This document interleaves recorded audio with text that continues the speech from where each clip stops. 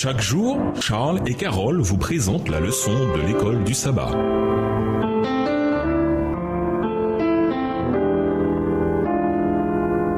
Bienvenue dans votre émission Dieu nous parle. Nous voilà à la leçon de mercredi. Habitude numéro 4. Conserver son esprit, son corps et son âme en bonne santé. À l'origine, nous avons été créés parfaits, mentalement, physiquement et spirituellement.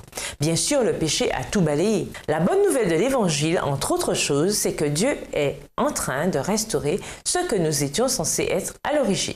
Lisons Acte 3, verset 21 et Apocalypse 21, verset 1 à 5. Quelle espérance trouve-t-on dans ces textes? Comment devons-nous vivre en attendant cette restauration finale? Acte 3, verset 21.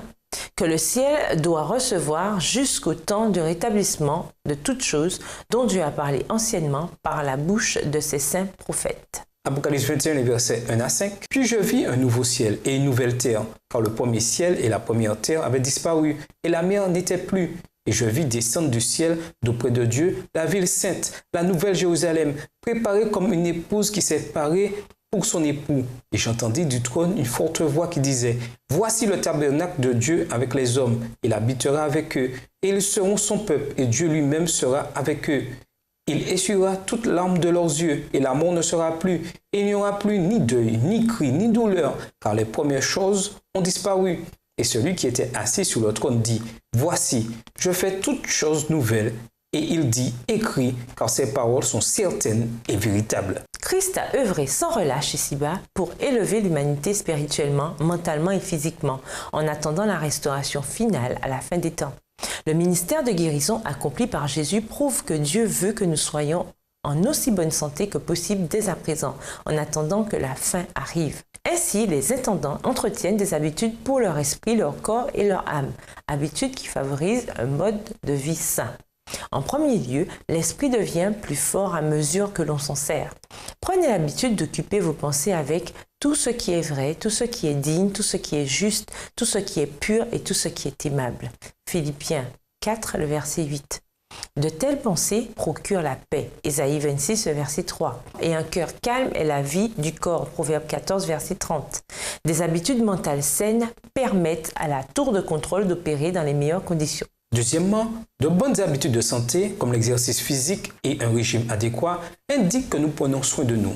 L'exercice, par exemple, réduit le stress et la pression artérielle, améliore notre humeur, et c'est un remède anti-âge probablement plus efficace que tous les produits que l'on trouve sur le marché. Troisièmement, un intendant développe de bonnes habitudes pour vivifier l'âme. Élevez votre âme vers Dieu, Psaume 86, versets 4 et 5, et attendez, Psaume 62, verset 5.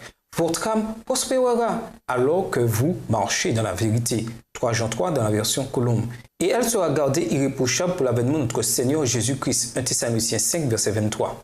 Réfléchissez aux habitudes que vous avez et à leur impact sur votre santé spirituelle, physique et mentale. Y a-t-il des changements que vous devez faire pour améliorer un ou plusieurs de ces domaines? Quels choix pouvez-vous faire et de quelles promesses bibliques pouvez-vous vous réclamer pour améliorer votre qualité de vie dès à présent, en attendant votre restauration finale? Et nous vous laissons cette réflexion.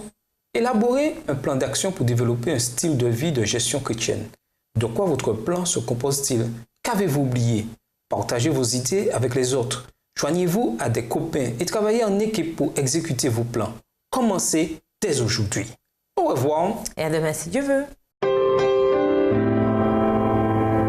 Dieu nous parle. Chaque jour, Charles et Carole vous présentent la leçon de l'école du sabbat.